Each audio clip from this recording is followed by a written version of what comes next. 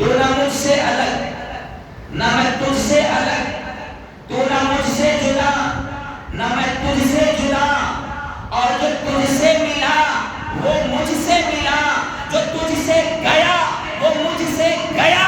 بس یہی فیصلہ آج کی رات ہے، بس یہی فیصلہ آج کی رات ہے۔ تو یہ معراج شریف کے پس منظر میں کسی اللہ والے نے اشعار کہے ہیں، بڑے عمدہ تھے، تو میں نے آپ کی سماعتوں کے حوالے کر دیے۔ بڑی تفصیلی تقریر یا دل خطاب آپ نے سنا، میں آپ کا زیادہ وقت نہ لیتے ہوئے مختصراً واقعہ معراج کی چند ایک باتیں آپ کی گوش گزار کر دوں۔ سب سے پہلی بات یہ ہے کہ یہ جو واقعہ ہے معراج کا، یہ در حقیقت حضور اکرم صلی اللہ علیہ وسلم کا ایک بہت بڑا معجزہ ہے۔ معجزہ، معجزہ کس کو کہتے ہیں؟ پیغمبروں کو اللہ رب العزت ایسا کام عطا فرماتا ہے، ان سے ان کے ہاتھ سے ایسا کام کرواتا ہے، یا پھر ان سے ایسا کام کرواتا ہے کہ کسی اور سے وہ کام نہیں ہو سکتا۔ یہ عام ترجمہ ہے، یا پھر اہل علم علماء نے جو لکھا ہے کہ معجزے کی تعریف یہ ہے کہ معجزہ ایسی چیز کو کہتے ہیں کہ جس کے سامنے عقل عاجز آ جائے، عقل مجبور ہو جائے، بے بس ہو جائے کہ بھئی یہ کیسے ہو سکتا ہے کہ رات کے ایک مختصر سے حصے میں، رات کے ایک معمولی سے حصے میں کیسے زمین سے آسمانوں کے بھی پار جایا جا سکتا ہے، یہ کیسے ممکن ہو سکتا ہے؟ اس لیے کہ یہ نہیں ہو سکتا، انسانی عقل، انسانی ذہن یہ کہتا ہے کہ یہ نہیں ہو سکتا، اسی لیے اس کا نام معجزہ ہے، اسی لیے اس کا نام معجزہ ہے۔ اب سوال ہے، دنیا میں کچھ لوگ اس کو مانتے ہیں، کچھ لوگ نہیں مانتے، بہت سارے لوگ ہیں اس کو نہیں مانتے، وہ بولتے ہیں کہ بھائی ہمارے عقل میں نہیں آتا۔ ہم کہتے ہیں عقل میں نہیں آنے والی چیز کو ہی معجزہ کہتے ہیں۔ معجزے کا مطلب کیا ہے؟ کہ جس کو عقل قبول کرے ہی نہ، وہی تو معجزہ ہے۔ اگر تم واقعہ معراج کو عقل کے ترازو میں تولنا چاہو، عقل کی کسوٹی پر اس کو پیمانہ بنانا چاہو، نہیں بنا سکتے، اس لیے کہ یہ عقل میں آنے والی بات ہے کہ نہیں، یہ نہیں ہو سکتا۔ لیکن اگر اللہ کرے تو بالکل ہو سکتا ہے۔ واقعہ معراج میں یہی ہوا، حضور نہیں فرما رہے کہ میں گیا، کبھی حضور نے یہ دعویٰ نہیں فرمایا، ہمارے نبی نے، ہمارے آقا نے یہ نہیں کہا کہ میں گیا اللہ کے پاس، بلکہ اللہ خود کہہ رہا ہے کہ میں لے گیا۔ سوال یہ ہے کہ جب لے جانے والا لے جا سکتا ہے تو پھر جانے والے جا کیوں نہیں سکتے؟ اور پھر یہ بات بھی ہے، جانے والوں کو مت دیکھو، جانے والوں کو مت دیکھو، لے جانے والے کو دیکھو کہ لے جانے والا لے جا سکتا ہے یا نہیں۔ ارے لے جانے والا جب لے جا سکتا ہے تو پھر جانے والے جا کیوں نہیں سکتے؟ یہ تو ہماری چھوٹی عقل کہتی ہے۔ آپ آئیے، اللہ کا کلام کیا کہتا ہے، رب کا قرآن کیا کہتا ہے، پاک پروردگار کی آیتیں کیا کہتی ہیں۔ قرآن مجید ہے، 15واں پارہ ہے، ابتدائی آیت ہے، 12 آپ لوگ سن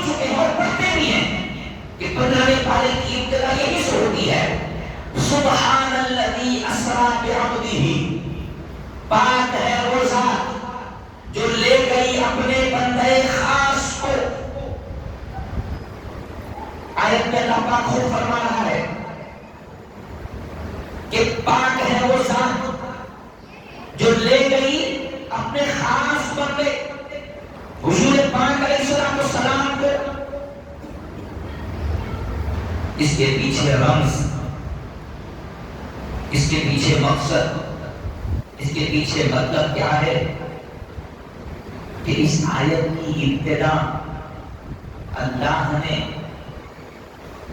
اپنے اصل نام سے نہیں فرمائی۔ یہ نہیں کہا اللہ نے کہ اللہ لے گیا، نہیں کہا اللہ نے حضور کو اللہ پاک لے گیا نہیں فرمایا، بلکہ نسبت فرمائی۔ لوگوں اس ذات کو دیکھو جو پاک ہے۔ اس آیت کی ابتدا ہی اللہ پاک نے اپنے نام سے نہیں فرمائی بلکہ اپنے صفت سے فرمائی کہ دنیا میں اللہ سے زیادہ کوئی پاک ہے کیا؟ نہیں ہے۔ سبحان کے معنی پاک، کہ اللہ رب العزت کی وہ ذات ہے جو لے گئی اپنے نبی کو، اپنے پیغمبر کو، حضور کو۔ تو اللہ پاک اس آیت میں لفظ سبحان کے ذریعے یہ بتا رہا ہے کہ دنیا والوں سنو کہ جب میرے محبوب کو میں اپنی بارگاہ میں بلاؤں گا اور وہ آ کر اس واقعے کو دنیا والوں کے سامنے بیان کریں گے تو مکے میں ہر کوئی ابو بکر نہیں ہوگا، ہر کوئی عمر فاروق نہیں ہوگا، ہر کوئی علی اور عثمان غنی نہیں ہوگا، بلکہ یہاں ابو جہل بھی ہوں گے، یہاں ابو لہب بھی ہوں گے، یہاں عتبہ و شیبہ بھی ہوں گے، یہاں بہت سارے ہوں گے جو اس واقعہ معراج کا انکار کریں گے۔ اسی لیے اللہ پاک فرماتا ہے میں یہ کہتا ہوں کہ انکار کرنے والے پہلے یہ دیکھ کہ دعویٰ کس کا ہے لے جانے کا، یہ مت دیکھ کہ جانے والوں نے کہا ہے، ارے یہ دیکھ کہ لے جانے والا کیسا ہے، لے جانے والے کے اندر اتنی طاقت ہے یا نہیں، لے جانے والے کے اندر اتنی قوت ہے یا نہیں، وہ لے جا سکتا ہے یا نہیں، اس کو دیکھ۔ اللہ پاک نے فرمایا کہ پاک ہے وہ ذات جو لے گئی اپنے بندے کو۔ پتہ یہ چلا، معلوم یہ ہوا کہ اللہ رب العزت کی ذات ہی وہ ذات ہے کہ جو ہر ناممکن کو ممکن بنا دے۔ تو میرے عزیز و دوستوں اور بزرگوں، سوال کا جواب سمجھ میں آ گیا کہ یقیناً واقعہ معراج عقل کے ترازو میں تولا نہیں جا سکتا، عقل کی کسوٹی پر اس کو نہیں پرکھا جا سکتا، لیکن یہ حقیقت ہے کہ واقعہ معراج کا تعلق ایمان سے ہے، عقیدے سے ہے، ایمان سے ہے۔ اگر آپ کا بھروسہ اللہ کی ذات پر ہے، رب تبارک و تعالیٰ پر آپ کامل ایمان رکھتے ہیں، تو آپ کا دل گواہی دے گا کہ جب اللہ رب العزت ہم انسانوں کو ایک پانی کے نطفے سے پیدا فرما سکتا ہے تو پھر اس کے لیے کوئی چیز محال نہیں، اس کے لیے کوئی چیز مشکل نہیں۔ وہ جو چاہے کرے، وہ رب ہے ہمارا، وہ پیدا کرنے والا ہے ہمارا، وہ خالق و مالک ہے ہمارا۔ تو اللہ کی ذات ہے۔ اللہ پاک نے فرمایا کہ میں لے گیا ہوں، تو اب کسی کو کیا اعتراض ہو سکتا ہے؟ کوئی اعتراض کرنا ہو کرے، لیکن حضور پر نہیں، بلکہ اب اعتراض اللہ کی ذات پر ہوگا۔ کیا کوئی اللہ کی ذات پر اعتراض کر کے مسلمان رہ سکتا ہے؟ نہیں رہ سکتا، یہ ہمارا عقیدہ ہے۔ ارے حضور نے تو کبھی دعویٰ ہی نہیں فرمایا کہ میں خود سے گیا ہوں، بلکہ اللہ نے خود فرمایا کہ میں لے گیا ہوں۔ ارے جانے والوں کو مت دیکھو، لے جانے والے کو دیکھو کہ لے جانے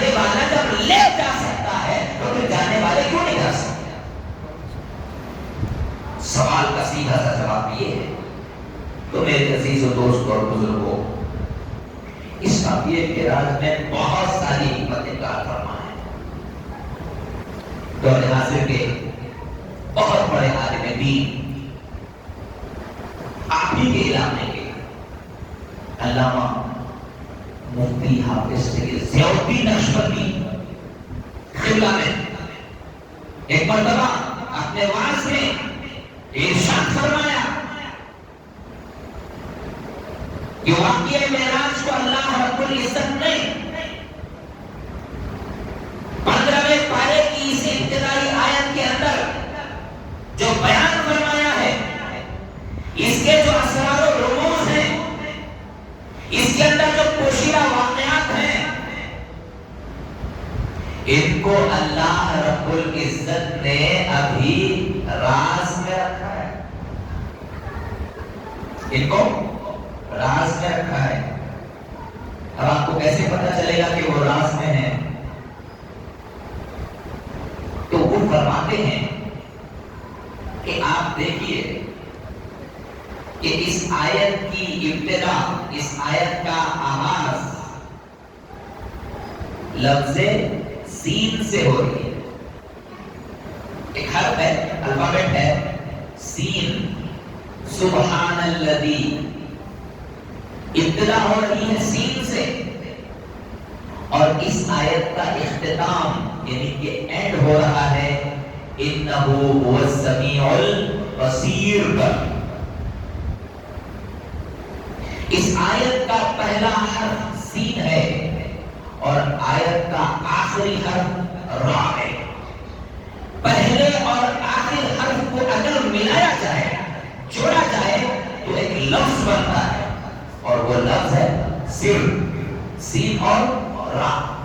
انہوں نے فرمایا تھا کہ لفظ سر کے معنی ہے پوشیدہ، چھپا ہوا۔ واقعہ معراج کو اللہ رب العزت نے اس آیت کے اندر چھپا دیا ہے، پوشیدہ رکھا ہے۔ جو عالم جس قدر اس آیت کی گہرائی اور گہرائی میں جاتا ہے، جس قدر اس کے اسرار و رموز کو پڑھتا ہے، اس کی اتاہ گہرائیوں تک پہنچتا ہے، اس کو اتنے خزانے ملتے ہیں۔ لیکن پھر بھی یہ کم ہے، یہ مکمل نہیں ہے۔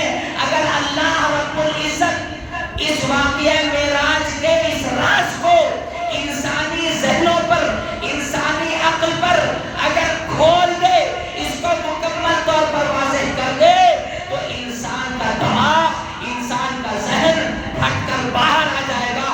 کوئی بھی اس کو مکمل طریقے سے اپنے اندر محفوظ نہیں کر سکے گا۔ واقعہ معراج کی یہ شان ہے، معمولی نہیں ہے، آسان نہیں ہے۔ رات کے معمولی سے حصے میں تنہا اکیلے فرشتوں کے ساتھ ایک نوری سواری براق پر چلے جانا یہ آسان بات نہیں ہے۔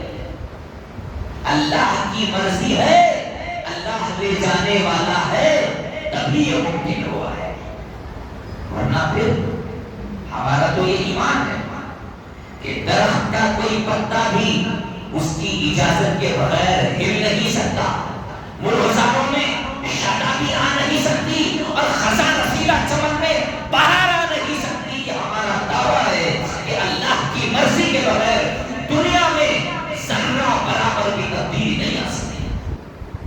میرے عزیز و دوستوں اور بزرگوں، اتنا بڑا واقعہ، واقعہ معراج، کیا اللہ کی مرضی کے بغیر ہو سکتا ہے؟ اور نہ ماننے والوں کے لیے یہ سبق ہے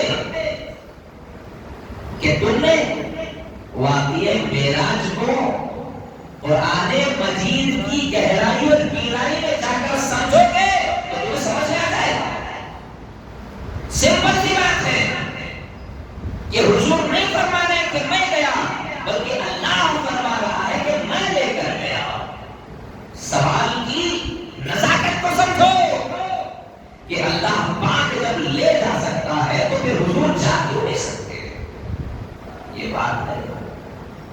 الغرض دوستوں اور بزرگوں، محدث دہلن حضرت سیدنا عبداللہ شاہ صاحب رحمۃ اللہ علیہ نے اپنی کتاب معراج نامہ میں اس کی حکمت بیان فرمائی کہ کیوں آسمانوں پر بلا کر اللہ نے اپنا دیدار کرایا.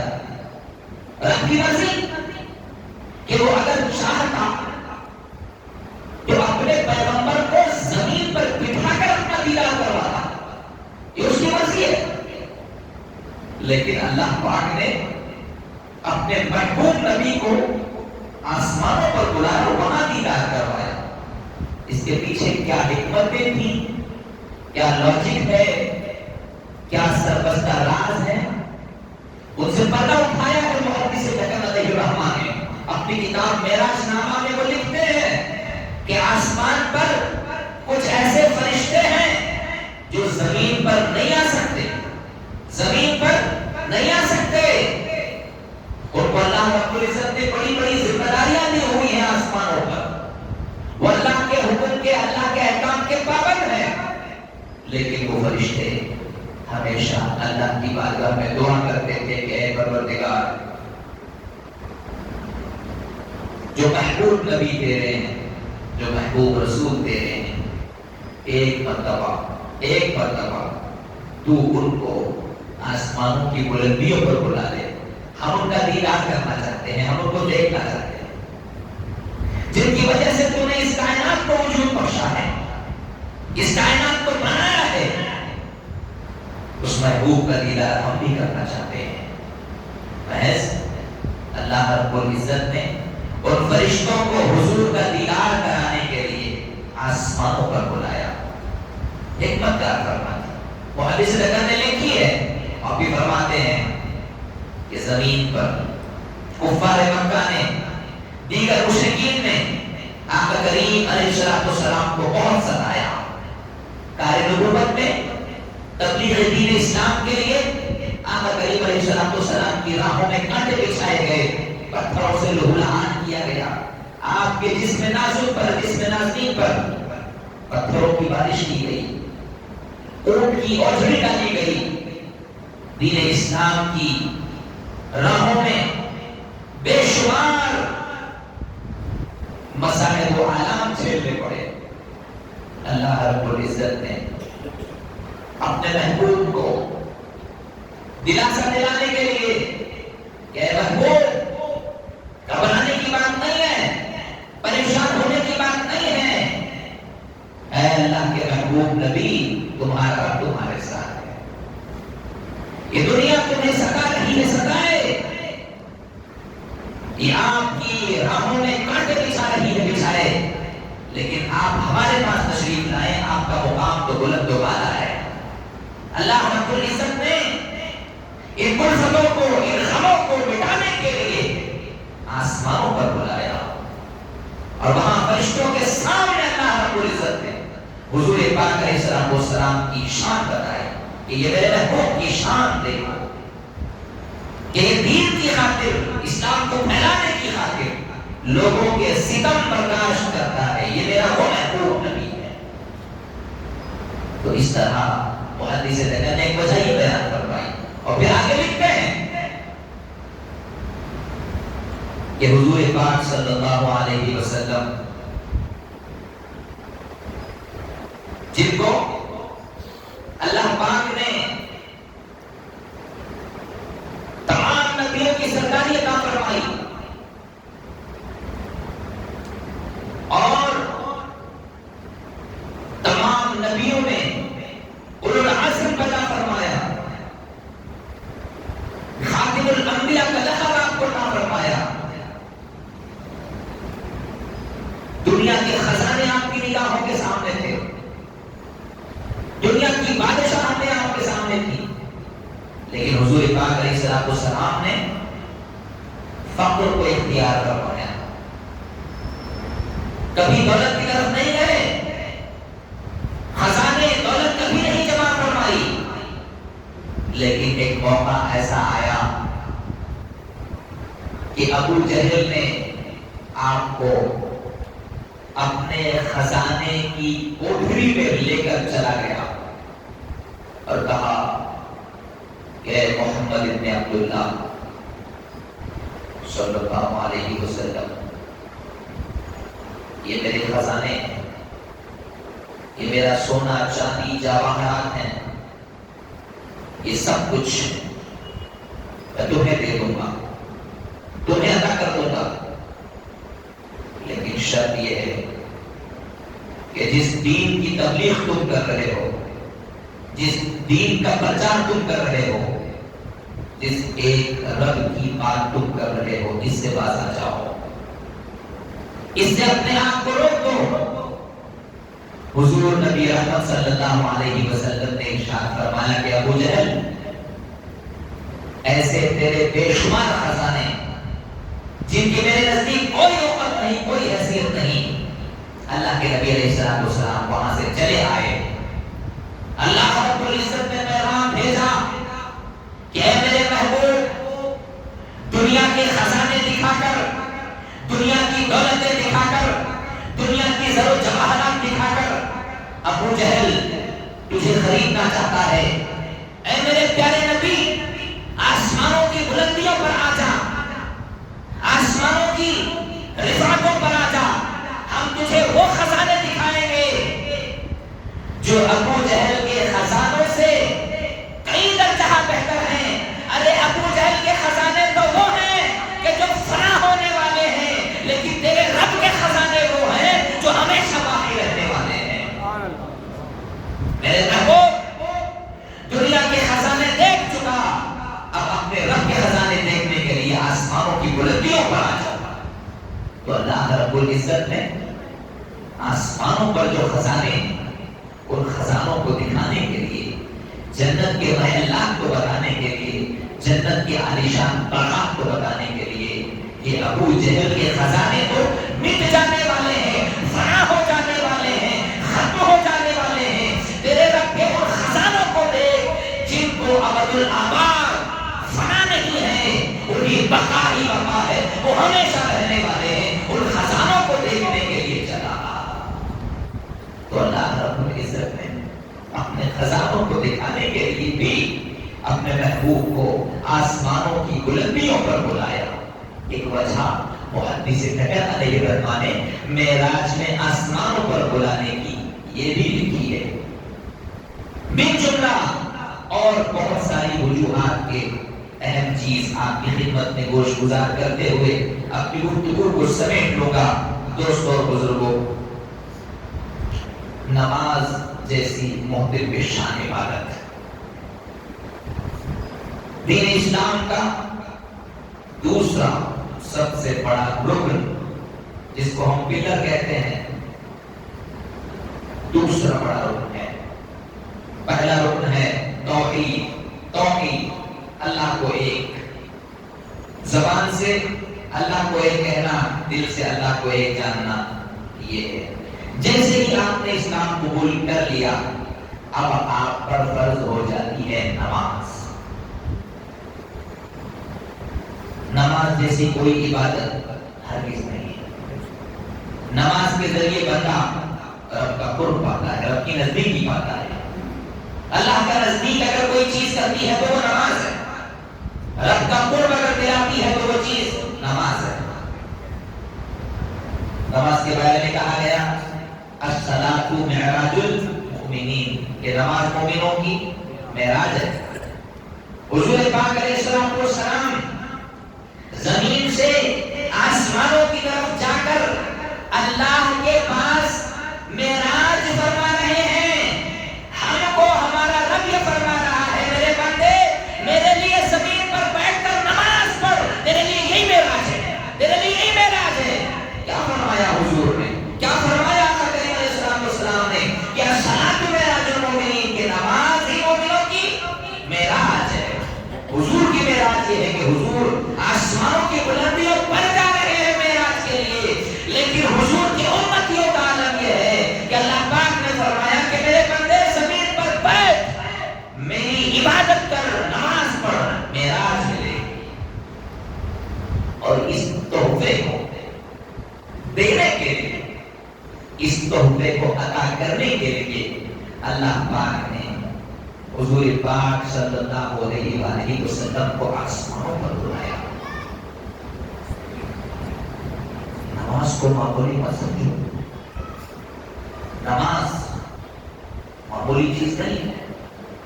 نماز کو معمولی سمجھنا بھی بہت بڑا گناہ ہے.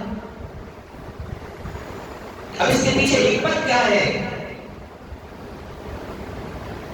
کتنی عبادتیں، بے شمار چیزیں عبادت. حج کرنا عبادت، روزہ رکھنا عبادت، قرآن کی تلاوت عبادت، صدقہ کرنا، زکات دینا عبادت، سب عبادت. ماں باپ کو محبت کی نگاہ سے دیکھنا کہ یہ میرے ماں باپ ہیں، عبادت ہے. عبادتوں کی ایک بڑی فہرست ہے، عبادتوں کی ایک طویل لسٹ ہے، ختم نہیں ہو جائے گی، ہم گنتے رہیں گے. تمام چیزیں عبادت ہیں. نماز بھی عبادت ہے، لیکن ہر چیز، ہر عبادت زمین پر بیٹھے بیٹھے ادا کی گئی. اللہ کا فرشتہ آتا کہتا کہ آپ کی امت پر روزہ فرض ہو گیا ہے. فرشتہ آتا کہتا کہ آپ کی امت پر حج فرض ہو گیا ہے. فرشتہ آتا کہتا کہ آپ کی امت پر یہ قانون لاگو ہو گیا ہے کہ آپ شراب نہیں پی سکتے. آپ کی امت پر یہ چیز واجب ہو گئی ہے، پردہ کرنا لازم ہے، ضروری ہے. زمین پر بٹھا کر ہر عبادت کو اللہ رب العزت نے ہم کو عطا فرمایا ہے. لیکن نماز وہ عبادت ہے کہ جس کو اللہ رب العزت نے زمین پر نہیں دیا بلکہ آسمانوں پر بلایا ہے محبوب کو، اور وہاں یہ تحفہ عطا کیا ہے اور کہا ہے کہ اے میرے محبوب، یہ تحفہ ہے نماز، اسے لے جاؤ، میرے بندوں کو ادا کرو. تحفے کی نزاکت کو سمجھو، تحفے کی عظمت کو سمجھو، اس کی اہمیت کو سمجھو کہ تحفہ زمین پر بٹھا کر نہیں بھیجا گیا، زمین پر نہیں دیا گیا بلکہ آسمانوں پر بلا کر دیا گیا.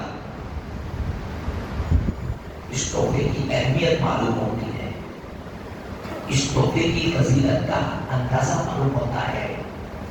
یہ تحفہ معمولی نہیں ہے کہ جب اس کو آسمانوں کی بلندیوں پر بلا کر عطا کیا گیا، فرمایا گیا کہ لے جائیے آپ کی امت کو، میرے بندوں کو یہ تحفہ دیجیے اور کہیے کہ یہ وہ تحفہ ہے کہ جس کے ذریعے اللہ کا بندہ اللہ سے ہم کلام ہوگا، اللہ سے بات کرے گا. جب تک بندہ نماز میں ہوتا ہے، اللہ کے سامنے ہوتا ہے، اللہ سے بات کر رہا ہوتا ہے. تو میرے عزیزوں، دوستوں اور بزرگوں، یہ نماز، یہ جس کی اہمیت کو سمجھنا، جس کو پابندی کے ساتھ ادا کرنا ہمارے لیے بے حد ضروری ہے. روز محشر سب سے پہلا جو سوال ہوگا وہ نماز کے بارے میں ہوگا. اسی لیے ہم سنتے ہیں علماء سے، بزرگان دین سے، کہ نماز کسی بھی حالت میں معاف نہیں ہے. آپ کھڑے ہو کر نہیں پڑھ سکتے، بیٹھ کر پڑھیں، معاف نہیں ہے. بیٹھ کر نہیں پڑھ سکتے، لیٹ کر پڑھیں، لیٹ کر بھی نہیں پڑھ سکتے، اشارے سے پڑھیں، تب بھی نماز معاف نہیں ہے. یہ کیوں ہے؟ کہ اس لیے ہے کہ یہ کوئی عام تحفہ نہیں ہے، یہ بڑا عظیم تحفہ ہے، اور اس تحفے کی قدر کرنا ہم سب کے لیے ضروری ہے، لازم ہے. بس اسی گفتگو کے ساتھ آپ تمام کی خدمت میں اللہ رب العزت کی بارگاہ میں دعا گو ہوں کہ رب کریم ہم تمام کو دین اسلام پر ثابت قدم رہنے کی توفیق عطا فرمائے. دادن عزیز اسلام پر عمل پیدا رہنے کی توفیق عطا فرمائے. اللہ رب العزت ہم تمام کا حامی و ناصر ہو. اے اللہ، تیری تیرے پیارے رسول پاک علیہ الصلوۃ والسلام کی محبت ہمارے دلوں میں جاگزی فرما، رحم کا، کرم کا، فضل کا معاملہ فرما. آج کی ہماری اس مجلس کو، محفل کو تو اپنی بارگاہ میں قبولیت کا شرف عطا فرما. اے اللہ، ہمارے گناہوں کو، ہماری خطاؤں کو درگزر فرما، رحم فرما، کرم فرما، فضل فرما. اے اللہ، ہم میں جو بیمار ہیں انہیں شفائے کامل عطا فرما، عاجل عطا فرما. جو کمزور ہم کو صحت و عافیت والی زندگی نصیب فرما. اے اللہ ہم تمام کو 5 وقتہ نمازیں باجماعت مساجد میں پابندی کے ساتھ ادا کرنے کی توفیق عطا فرما، قرآن مجید سیکھنے کی، پڑھنے کی، اس پر عمل کرنے کی توفیق نصیب فرما۔ اے اللہ ہمارے والدین کو، ہمارے ماں باپ کو صحت و عافیت والی زندگی نصیب فرما، جن کے ماں باپ اس دنیا سے رخصت ہو چکے ہیں ان کو جنت میں اعلیٰ مقام عطا فرما۔ اے اللہ اس سے پہلے کہ ہمارے ہاتھ نیچے کو جائیں ہماری دعاؤں کو قبول فرما، ہم تمام کا خاتمہ ایمان پر فرما، ہم تمام کا خاتمہ خیر کے ساتھ فرما۔ وصلی اللہ تعالی علی خیر خلقہ سیدنا و مولانا محمد وعلی آلہ واصحابہ اجمعین والحمد للہ رب العالمین۔